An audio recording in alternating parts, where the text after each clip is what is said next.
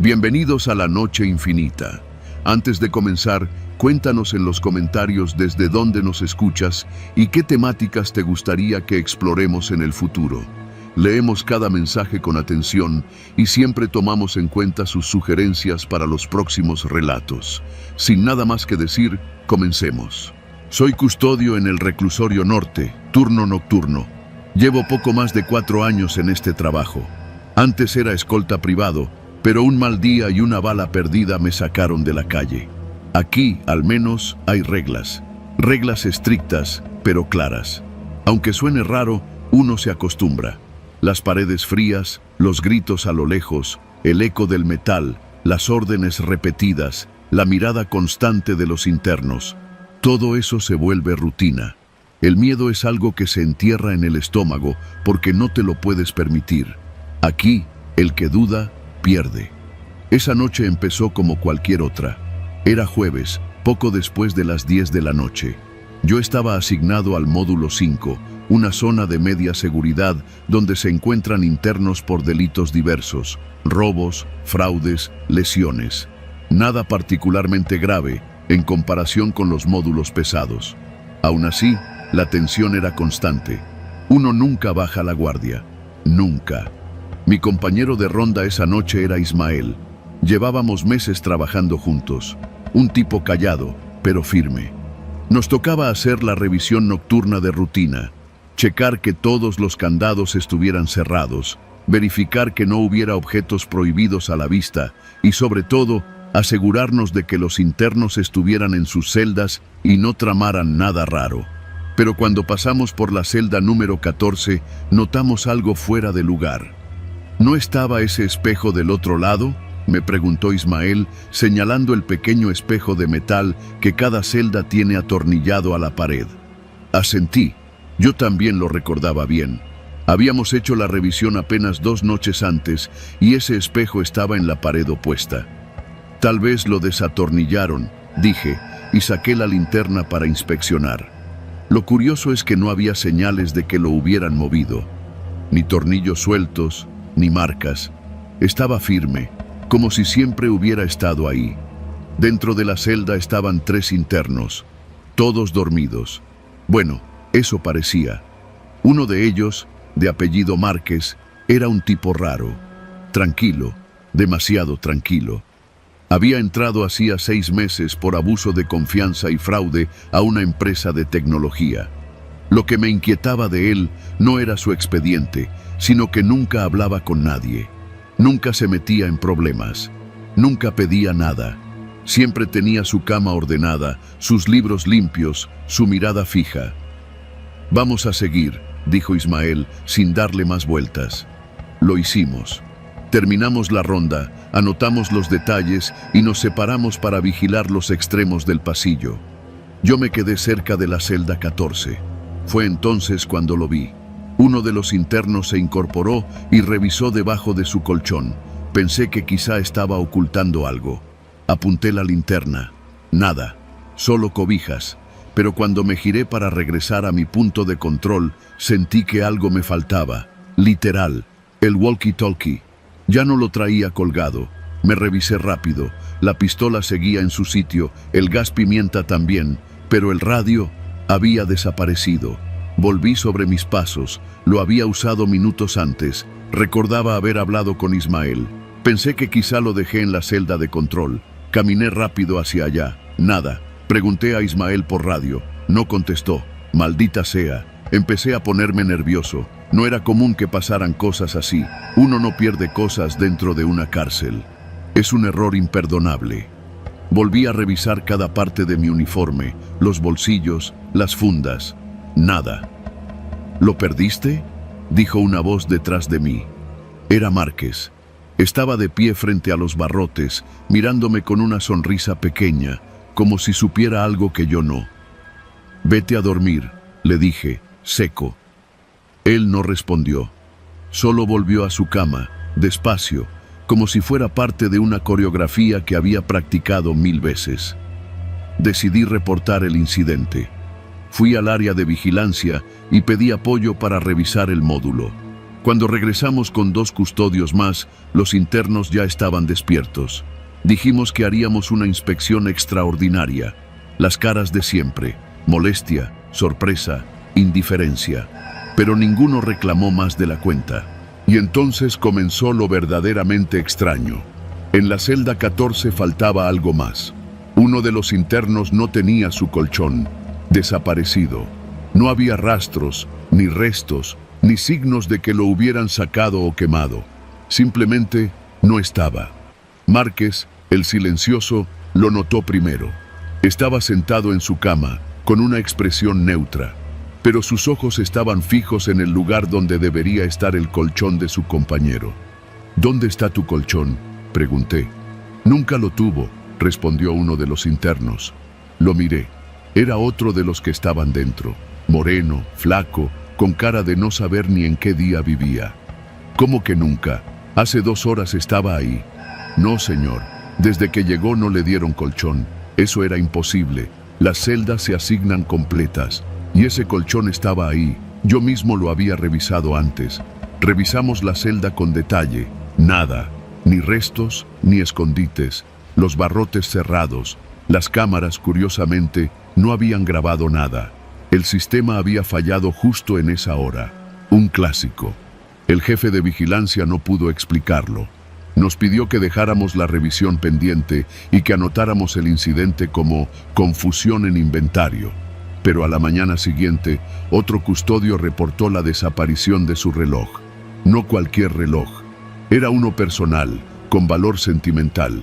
Lo llevaba todos los días en su muñeca desde hace más de 5 años. No recordaba habérselo quitado, pero despertó sin él. Creyó que lo había olvidado en casa hasta que su esposa le llamó para decirle que no lo encontró por ningún lado. En menos de una semana desaparecieron 6 objetos personales más. Unos lentes, una libreta de apuntes, una credencial, un llavero de San Judas, una tarjeta bancaria y un mechero. Todos de custodios, todos objetos que llevaban encima. Ninguno de los internos tenía acceso a esas zonas. Entonces, un custodio desapareció. Mario Álvarez. Tenía turno doble. Salió a su hora de descanso para echar un cigarro. No volvió. Pensamos que se había largado, pero sus cosas seguían en su casillero, su teléfono, su cartera. Lo único que faltaba era su gorra. Revisamos las cámaras. Nada. El mismo patrón. Apagón en el sistema justo en su zona. Ninguna imagen. Esa misma noche me asignaron al módulo 5 de nuevo. Y fue ahí, justo al pasar por la celda 14, que vi algo que nunca olvidaré. Márquez tenía mi radio. Estaba encima de su cama, tal cual, igual al mío, con la etiqueta de mi nombre raspada pero aún visible. Entramos con un equipo completo. Lo cateamos. Rebuscamos entre sus cosas. No encontramos nada. El radio ya no estaba. «No sé de qué habla, jefe», me dijo Márquez con voz suave. «Pero si lo necesita, puede buscarlo más adentro». «¿Más adentro de qué?». «Del lugar donde guardamos lo que no existe». No pude contestar. Me temblaba la mandíbula. No era miedo, era impotencia. Sabía que ese tipo tenía algo que ver, pero no podía probarlo. Cada objeto desaparecido, cada señal de que algo raro pasaba, todo quedaba como error humano, como pérdida administrativa. 3 días después, Márquez fue transferido, sin solicitud, sin aviso previo. El documento de traslado tenía una firma del director, pero el director no recordaba haberlo firmado. Nadie supo decir a dónde lo llevaron. Su expediente desapareció, literal, el archivo físico y el digital, como si nunca hubiera estado en el penal. Solo yo tengo memoria de él. Bueno, yo y quizá unos cuantos más que no se atreven a hablar. Desde entonces, cada vez que pierdo algo, un bolígrafo, una tarjeta, una moneda, me detengo. Me pregunto si de verdad lo perdí o si alguien más lo tomó. Y cada vez que paso frente a una celda vacía, me parece ver, apenas por un segundo, un radio olvidado, un mechero viejo o un colchón arrugado en la esquina, como si alguien los estuviera reuniendo, como si estuvieran esperando a que todo lo que alguna vez fue nuestro se reúna ahí. Y entonces, tal vez, Venga la verdadera revisión.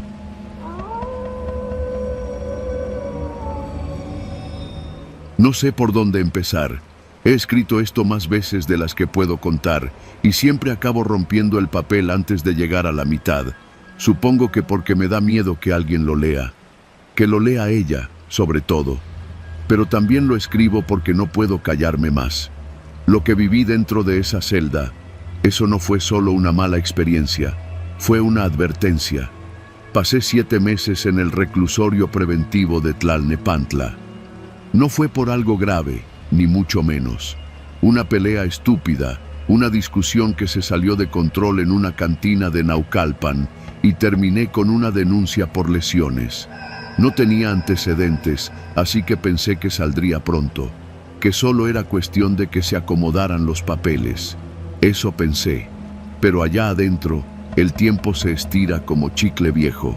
Los días no tienen forma, las noches no te dejan dormir y los ruidos no paran nunca. Lo que más me costó fue adaptarme al ritmo del encierro, al lenguaje no dicho, a las reglas invisibles que flotan en el aire como el calor. Pero lo logré. Me hice chico, callado, útil. Con eso bastaba para que no me partieran la madre. Lo que nunca imaginé fue que terminaría en esa celda. En la 143. Era un cuarto de castigo, supuestamente. No estaba en el edificio principal, sino en una zona vieja que se usaba poco. Dicen que antes era para incomunicados, pero después lo cerraron porque se les murió un interno ahí dentro. Asfixia, dijeron. Pero adentro todos sabían que no fue eso. Lo sabían por las moscas. Cuando escuchas hablar de la 143, piensas que exageran, que son cuentos de celadores aburridos o leyendas que se inventan los internos para tener algo de qué hablar. Pero yo estuve ahí. Me metieron por un castigo absurdo, una riña por un plato de frijoles fríos, literal. Y como el oficial de turno estaba de malas, quiso darme una lección. No me mandaron a los separos comunes. Me aventaron allá, con candado doble y sin luz. Era un horno. Un espacio de no más de 3 metros por 2, con una colchoneta podrida en una esquina, una cubeta para orinar y una rendija alta que apenas dejaba entrar un hilo de aire caliente. Y ahí estaban ellas, las moscas, miles. Lo primero que noté fue el zumbido, constante, molesto, como si me lo metieran directo en los oídos. Luego vi la nube negra pegada al techo, moviéndose como si tuviera vida propia. En cuanto cerraron la puerta, bajaron. No estoy exagerando. Las moscas bajaron como una lluvia sucia. Me cubrieron las manos, la cara, la ropa. Entraban por las mangas, por el cuello, me zumbaban en la boca. Traté de sacudirlas, de matarlas, pero era inútil. Si matabas 10, llegaban 20 más. No se iban, nunca se iban. Grité, pateé la puerta, les supliqué a los custodios, pero nadie vino. Sabía que me podían oír. La rendija daba al pasillo y el pasillo al módulo donde dormían los guardias. Ellos escuchaban, pero no les importaba, porque sabían. La primera noche fue la peor. No dormí. ¿Cómo iba a dormir con ese ruido? Con esa sensación de patas minúsculas caminando por mi cuerpo cada segundo. Las moscas se posaban en mis párpados, en mis labios. Me tapé con la camiseta, intenté cubrirme, me envolví con la colchoneta, pero hasta ahí estaban, como si salieran de dentro. A la mañana siguiente ya no me importaba nada, solo quería salir. Grité tanto que se me reventaron los labios. Me raspé las uñas contra la puerta, contra la pared. Nadie vino, y entonces empecé a ver cosas. No me refiero a alucinaciones, no como las que causan las drogas o el insomnio. Me refiero a detalles que no estaban antes, como marcas en la pared, palabras arañadas, casi invisibles, detrás de una capa de mugre, nombres, fechas, una oración repetida muchas veces, no soy comida, no soy comida, no soy comida, y luego, más abajo, casi borrado, me abrieron los oídos para que entraran. Ahí supe que alguien más había estado encerrado por mucho tiempo, alguien que no había salido cuerdo, tal vez el que se murió. Empecé a perder la noción del tiempo. No sabía si era de día o de noche. Las moscas no se iban nunca. Comencé a hablar con ellas. no por locura, sino por necesidad. Las insultaba, las suplicaba, les decía, déjenme en paz, ¿qué quieren? ¿Qué chingados hacen aquí? Un día me respondieron, no con palabras, no, sino con una imagen. De la nada, como si se hubieran puesto de acuerdo, se alinearon sobre la pared, formando algo. Una figura, una silueta, una cara.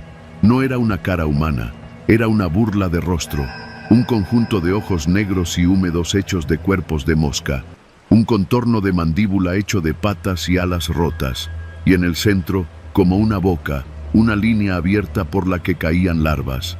Vomité, me arrinconé en la esquina opuesta, me tapé los ojos, me quise volver piedra, no podía escapar, no podía dormir, no podía siquiera pensar, solo podía sentirlas sobre mí, dentro de mí, porque eso era lo peor, empecé a sentirlas adentro. No sé si fue real, no puedo afirmarlo, pero juro que las sentí, caminando por mi garganta, entre los dientes. Escuchaba un zumbido dentro del cráneo. Me golpeaba la cabeza contra el muro para callarlas. 1, 2, 1000 veces, hasta que me desmayé. No sé cuánto tiempo estuve ahí. Me sacaron cuando el alcaide cambió de turno. Me encontraron temblando, con las uñas llenas de sangre seca, con los ojos enrojecidos por no dormir. No me llevaron a la enfermería, solo me regresaron al módulo, como si nada. Nadie me dijo nada, solo me dejaron. Y las moscas me siguieron, no afuera, no literalmente, pero algo en mí se quedó allá, la sensación de que no estoy solo cuando duermo, de que, en el silencio, algo zumba dentro de mi oído, bajito, esperando a que cierre los ojos. Intenté denunciar, hablar con el defensor de oficio, con derechos humanos. No me hicieron caso. Nadie quiere hablar de la celda 143. Nadie quiere admitir que ahí meten a los que quieren romper. Cuando por fin salí, mi familia decía que me veía diferente, más delgado, más nervioso. Les dije que fue el encierro, que fue el estrés. No les hablé de las moscas. No les dije que a veces, cuando duermo en silencio, las siento de nuevo, que sueño con la cara hecha de alas, que despierto con la boca llena de sabor metálico, que me levanto con marcas en la piel que no sé cómo aparecieron. No les dije que escribí eso en la pared también. No soy comida, no soy comida, no soy comida. Porque si alguna vez me vuelven a encerrar, no quiero que piensen que estoy loco. Quiero que sepan que es verdad.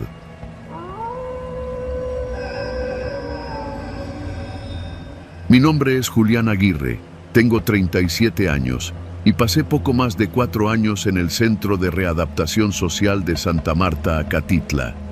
No quiero dramatizar lo que viví, pero tampoco puedo contarlo sin sentir que me estoy traicionando si omito los detalles que me marcaron. Entré ahí por posesión de armas y asociación delictuosa. Culpable, sí, no me estoy haciendo la víctima, pero nada, absolutamente nada de lo que hice allá afuera se compara con lo que vi dentro. Mi celda estaba en el pabellón 11, el más viejo del complejo, donde meten a los que no tienen conectes ni feria para sobornar custodios. Nos trataban como animales. 3 comidas al día que parecían sobras de hospital, baños sin puertas y las luces apagadas desde las 9. No había talleres ni reinserción social, solo miedo. Pero lo que hacía de ese pabellón un infierno no era la pobreza del lugar, sino la presencia invisible de las armas. Y no hablo solo de las puntas artesanales hechas con cepillos de dientes. No, hablo de armas reales, pistolas, revólveres. Una vez vi un cuerno de chivo dentro de una cárcel, en el pabellón 11, sin que los custodios hicieran nada. O tal vez, haciendo precisamente eso, nada, porque ellos mismos las metían. Corrupción organizada. Las armas llegaban en cajas de comida, en cilindros modificados de extintores, dentro de botes de pintura. El modo variaba, pero siempre eran entregadas al mismo grupo, los de la sección A. Esa banda controlaba desde el tráfico de droga hasta las visitas conyugales. Y aunque todos sabíamos que estaban armados, nadie hablaba, porque hablar era morir. La tensión era diaria. Caminábamos sabiendo que en cualquier momento podían volarnos la cabeza por un cigarro mal dado, por una mirada mal entendida. Un compañero, Morales, pidió a gritos que lo cambiaran de pabellón tras ver cómo ejecutaban a un interno en el baño. A los 2 días apareció colgado de su hamaca. El custodio de turno dijo que fue suicidio. Y todos sabíamos que era mentira. Yo sobrevivía escribiendo cartas para otros reos. Cartas de amor, les decían. A veces eran para esposas verdaderas, otras para amantes o madres. A mí no me interesaba saber. Solo necesitaba las fichas para comprar papel higiénico, jabón y mantenerme neutral. Hasta que una noche todo cambió. La noche del operativo. Fue en octubre. Nunca se me olvida, porque ese día, por alguna razón, los de la sección A estaban nerviosos. Todo el día se la pasaron cuchicheando. El jefe, un tipo apodado El Cuervo, no salió de su celda. En la noche, cuando apagaron las luces, los murmullos se intensificaron. Sentí un presentimiento horrible, algo que nunca había sentido antes, como si el aire estuviera más denso. A la medianoche, escuchamos los pasos. Tac, tac, tac. No era el paso de custodios comunes. Era un ritmo ordenado, seco, militar. Entonces explotó algo. Un trueno sordo que hizo temblar las paredes. Los focos de emergencia se encendieron en rojo y todo se volvió caos. Voces gritaban, ¡todos al suelo! Pero en vez de obedecer, muchos corrieron a las celdas de los jefes.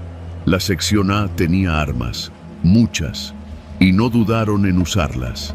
Se desató una balacera dentro del pabellón 11, en una cárcel, en México, a unos kilómetros del Zócalo.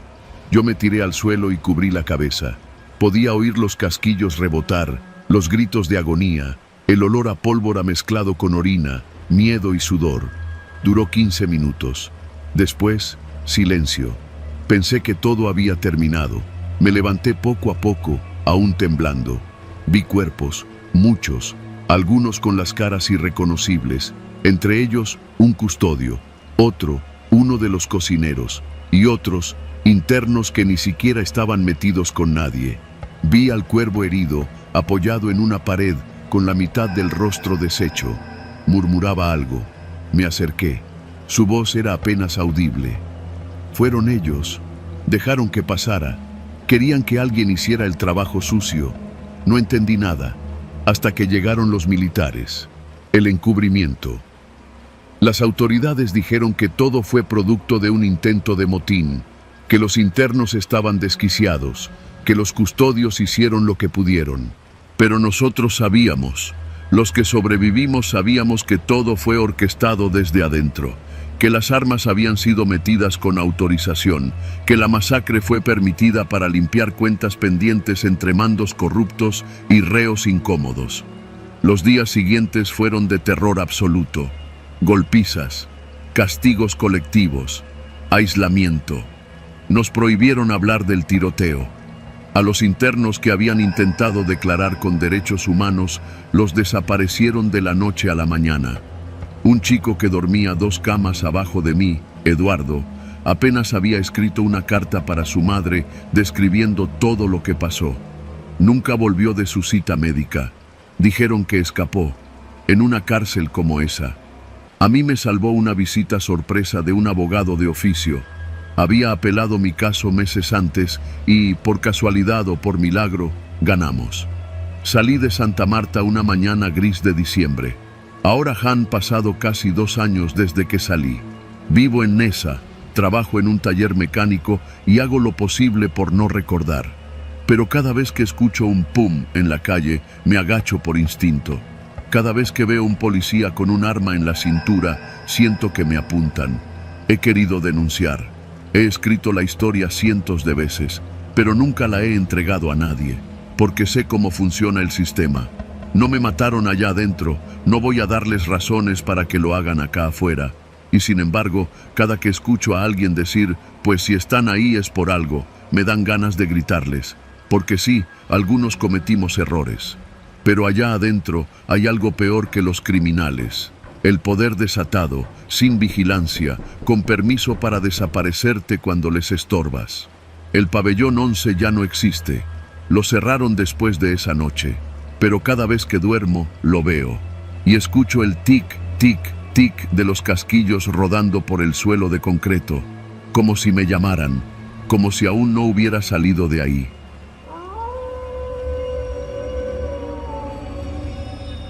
Mi nombre es Salvador Barragán, interno número 219 del módulo 4 en el Centro Penitenciario de Reinserción Social de Ixtapaluca, Estado de México. Llevo aquí 5 años con 8 meses. Me falta poco menos de 3 años para salir, pero si algo he aprendido en este lugar es que el tiempo no siempre se mide con calendarios. Aquí, el tiempo se siente en el estómago, en los pulmones, en la nuca. Se siente cuando alguien te ve demasiado tiempo sin decir nada, o cuando te llega una carta que no escribiste tú, pero lleva tu nombre. Yo no era de los que recibía muchas cartas. Mi mamá me escribió un par de veces el primer año, pero se le fue el ánimo cuando le empezaron a llegar abiertas, con manchas de café en las orillas o con palabras tachadas con plumón negro. Después, dejó de escribir. No la culpo. Una vez me escribió algo bonito sobre mi hermano, que iba bien en la prepa, y la carta me llegó con la parte de su nombre borrada. Solo decía, tu hermano, ya casi termina el semestre, está emocionado por el taller de... Y ahí acababa. Nunca supe qué taller, ni siquiera sabía que estaba en la prepa. Al principio creí que eran errores de los custodios. Uno se acostumbra rápido a la desorganización aquí. Pero lo que no se siente normal es que empieces a recibir cartas firmadas por personas que no conoces, que digan cosas que tú nunca viviste. Cartas que empiezan con tu nombre, como si fueran para ti, pero que hablan de situaciones que te son ajenas. La primera llegó hace un año, a finales de octubre. Decía, Salvador, ¿te acuerdas cuando íbamos a la barranca detrás de la secundaria? Siempre creímos que ese lugar tenía algo raro. A veces creo que lo que hicimos ese día fue lo que nos trajo aquí. Yo no sabía de qué hablaba. No conozco ninguna barranca, y mucho menos recuerdo haber hecho algo ese día. Ni siquiera venía firmada. Pensé que era para otro Salvador, tal vez un error. La rompí y la tiré al excusado. Pero a la semana llegó otra, esta vez con fecha, lugar y nombres que empezaron a colarse en mi cabeza como si los conociera. Te escribo desde la celda 5 del módulo 1. El poli ya sospecha. No le cuentes a nadie lo de las cartas. Ya sabes lo que le pasó al flaco. Si esto sigue igual, tendremos que adelantarlo. ¿Adelantar qué? ¿Una fuga? ¿Un encargo? ¿Un castigo?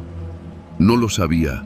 Pero esa misma semana se corrió el rumor de que al flaco del módulo 1 lo habían cambiado de celda por intento de suicidio. Y no fue hasta que lo vi en el patio, cabizbajo, flaco de verdad, que me di cuenta de que no era un rumor. Algo le habían hecho. Y no fue él. Las cartas comenzaron a llegar con más frecuencia. Algunas hablaban de cosas del pasado que no recordaba haber vivido, pero que poco a poco empezaban a parecerme familiares. Me describían lugares que supuestamente había visitado, a una mujer llamada Leticia, que supuestamente me esperaba afuera, a un tal Conejo que se había echado un paquete por mí. Nunca conocí a ningún Conejo, ni a Leticia, pero las cartas venían con detalles tan específicos que llegué a pensar si de verdad estaba olvidando partes de mi vida. ¿Y si me estaba volviendo loco? Fui con el psicólogo del penal, el licenciado Durán, a contarle lo de las cartas. Me escuchó con su típica cara de piedra, anotando con una pluma azul en una libreta que nunca dejaba que viéramos. ¿Tienes esas cartas contigo?, me preguntó. Le dije que no, las había quemado. Me vio con una mezcla de decepción y alivio. Es común en estos entornos sentir que nos están manipulando, pero hay que cuidar la mente, Salvador, porque a veces somos nosotros los que nos escribimos las historias que más daño nos hacen. Me mandó de regreso a mi celda con una pastilla para dormir y una cita para la siguiente semana. No volví a ir. ¿Para qué? No me creyó. El problema es que no eran alucinaciones.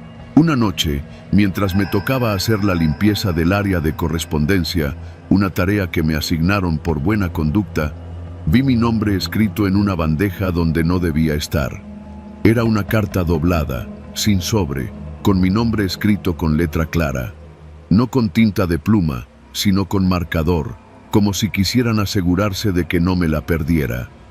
La leí con las manos temblando. Era distinta a las otras. No hablaba del pasado, ni de gente que no conocía. Decía lo siguiente: van a interceptar esta carta antes de que te la entreguen. Pero no importa, sé que te toca limpiar esta área los martes. Ya sabes que ellos leen todo, lo hacen por orden del jefe. No quieren que nadie afuera sepa lo que pasa aquí. No quieren que te acuerdes, pero tú sí te vas a acordar. Lo del sótano no fue un sueño, tú estuviste allí. El sótano. Apenas leí esa palabra, algo en mi pecho se apretó como una pinza. En este penal no hay sótano, al menos no oficialmente. Pero yo sí recordaba una vez, al principio, cuando me llevaron a una oficina por un ajuste de conducta. Fue después de una pelea con un tipo que me quiso robar mis tenis. Me dijeron que no me iban a golpear, solo que íbamos a platicar.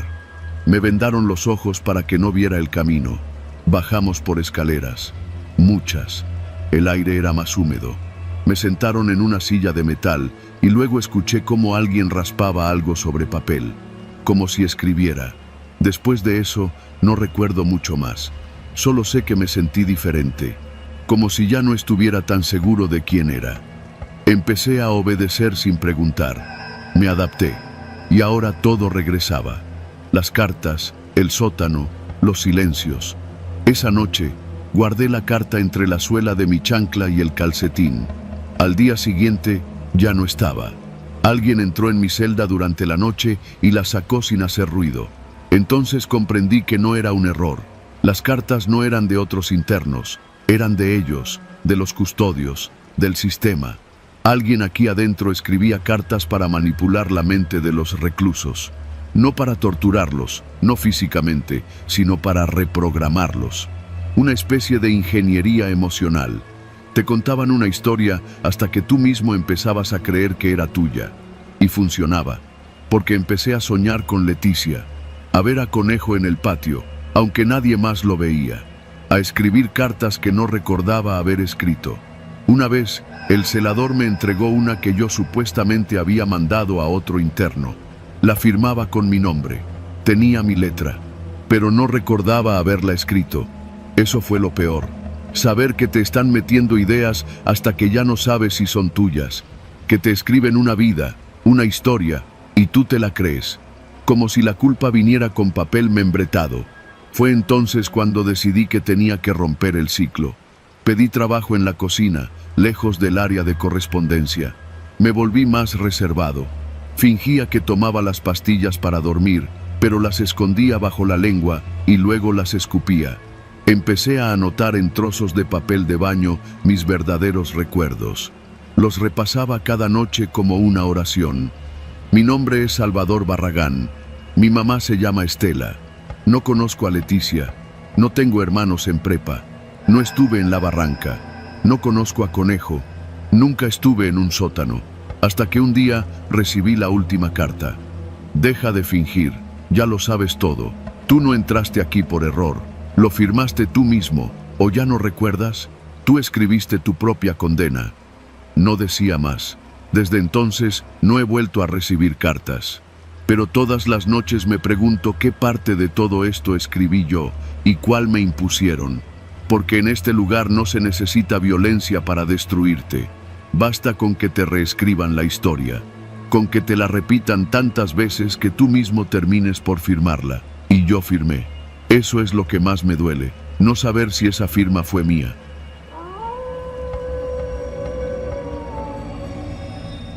Me llamo Gerardo, tengo 33 años y desde hace casi 5 trabajo como supervisor de logística en un almacén de frutas en el municipio de Chimalhuacán, en el Estado de México. Es un trabajo duro, sí, pero estable, y en esta zona eso ya es bastante. Me levanto todos los días a las 5, manejo 1 hora en el tráfico y luego paso la jornada entre montacargas, gritos y el olor a mango fermentado. El asunto comenzó una tarde de jueves, como a eso de las 6:30, cuando estábamos por cerrar la bodega. Mi compañero Nacho, un tipo callado que llevaba ahí más años que yo, me llamó aparte con una expresión seria. Me preguntó si había escuchado lo que andaban diciendo en el barrio de Las Torres. Le dije que no, que apenas y tenía tiempo para llegar a dormir. Entonces me soltó. Dicen que ya agarraron a uno. ¿A uno qué? A uno de esos que andan robando niños, que lo atraparon ayer en la colonia Buenos Aires, que lo iban a linchar. Lo miré sin saber si reírme o asustarme. No era la primera vez que corrían rumores así por esos rumbos, pero luego me dijo algo que sí me puso nervioso. Lo raro es que nadie sabe quién era. Lo soltaron antes de que llegara la patrulla, pero al día siguiente toda la gente decía que él sí era, que se salvó por poquito, y ahora todos están paranoicos. Se la pasan diciendo que aquí hay otro. No le dije nada. Solo asentí, recogí mis cosas y me fui. Pero esa noche, ya en casa, no pude dejar de pensar en eso. ¿Qué significaba otro? ¿Otro culpable? ¿O simplemente alguien que les parecía sospechoso? Pasaron los días. El viernes hubo menos movimiento y para el sábado ya todo el mundo hablaba de lo mismo. Los rumores se habían regado como pólvora por los grupos de WhatsApp. Vecinos, parientes, incluso los choferes del transporte público hablaban de un sujeto sospechoso que había sido visto merodeando escuelas o parado en esquinas sin hacer nada o tomando fotos con el celular.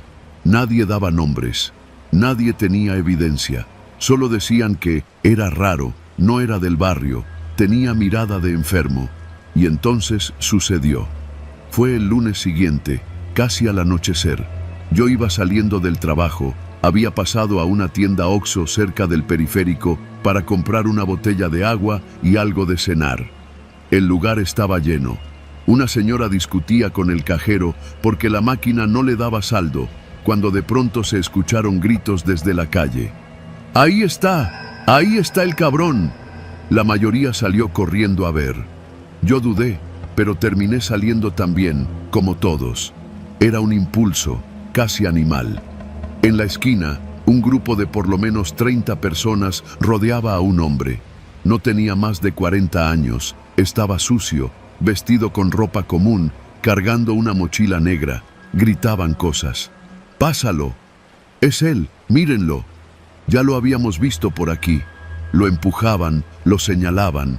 Nadie lo golpeaba todavía, pero eso no iba a tardar. Yo me quedé en la acera, mirando como hipnotizado. El sujeto apenas alcanzaba a levantar las manos, tartamudeaba, decía algo que no entendí. Una mujer gritó que lo había visto parado frente a la primaria 2 días antes. Otro dijo que traía dulces para regalar. Nadie parecía saber exactamente qué había hecho, pero todos estaban convencidos de que era él. ¿Era quién? Eso no importaba ya. La consigna era una sola. Ya sabíamos que iba a pasar. Entonces alguien le dio el primer golpe. Una patada por la espalda. Luego vinieron más. Golpes, piedras, gritos. La masa se convirtió en furia. Yo no hice nada. No moví un dedo. No grité. No intenté detener a nadie.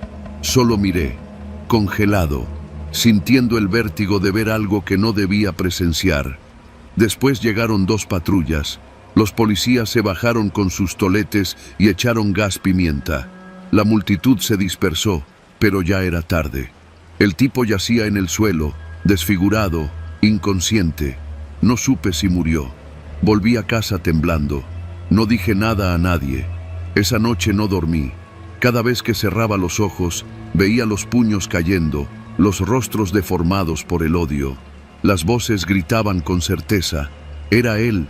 Nadie sabía cómo lo sabían, pero todos lo sabían.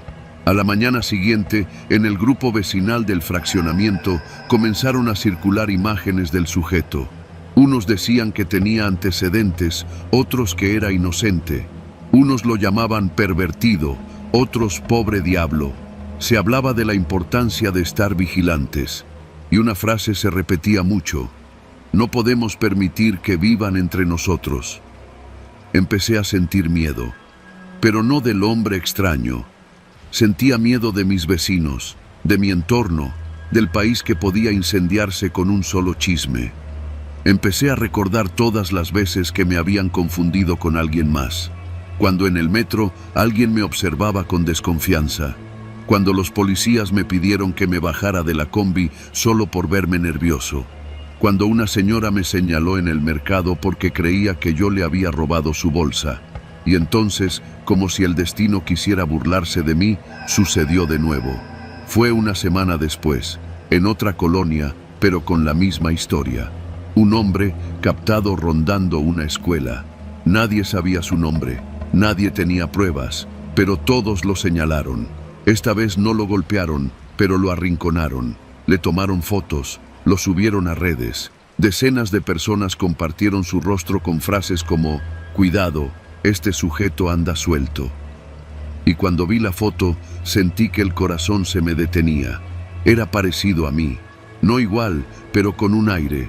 La barba, el color de piel, el tipo de cabello. Lo suficiente para que alguien con poca luz y mucha imaginación me confundiera. Lo suficiente para que si un día estoy parado frente a la tienda, alguien grite «¡Es él!» y no tenga forma de defenderme. Ese día entendí que no se trataba de él. No se trataba de un culpable. Se trataba de un miedo colectivo que necesitaba un rostro. Cualquiera. El mío, el tuyo, el de Nacho, el de quien pasara por ahí. Desde entonces dejé de salir después de las 8. Cambié mi ruta al trabajo. Me afeité. Compré ropa nueva. Me quité la gorra que siempre usaba. Me volví invisible. A veces me detengo frente al espejo, mirándome los rasgos, preguntándome si podría ser yo el siguiente. Y no por haber hecho algo, sino por estar en el lugar equivocado, en el momento exacto en que el barrio necesita a uno. Hace 3 días, en un mercado de La Paz, casi linchan a un joven que estaba tomando fotos. Era fotógrafo, estaba haciendo un trabajo para una revista. Apenas logró meterse a una panadería, donde lo encerraron hasta que llegó la policía. En el grupo de WhatsApp, alguien escribió: «Tienen que cuidarse. El que sigue podría estar más cerca de lo que creemos». Le di salir del grupo. Ahora camino con cuidado. Escucho. Evito mirar a los ojos. No quiero levantar sospechas. No quiero que me toque ser el rostro del rumor. Porque en esta ciudad, en este país, ser inocente no importa. Lo que importa es ser el otro. Ese del que nadie sabe el nombre. Ese del que todos están seguros. Ese que podría ser yo.